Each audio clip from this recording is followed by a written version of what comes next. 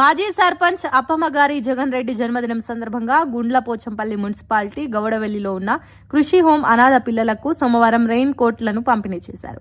పేదింటి ఆడిపిల్లలకు పుస్తె మిట్టెలను అందజేస్తున్న ఆయన తన జన్మదినం సందర్భంగా వర్షాకాలంలో పాఠశాలలకు విద్యార్థులు వానకు తడవద్దని ఉద్దేశంతో రెయిన్ కోట్లను అందజేశారు.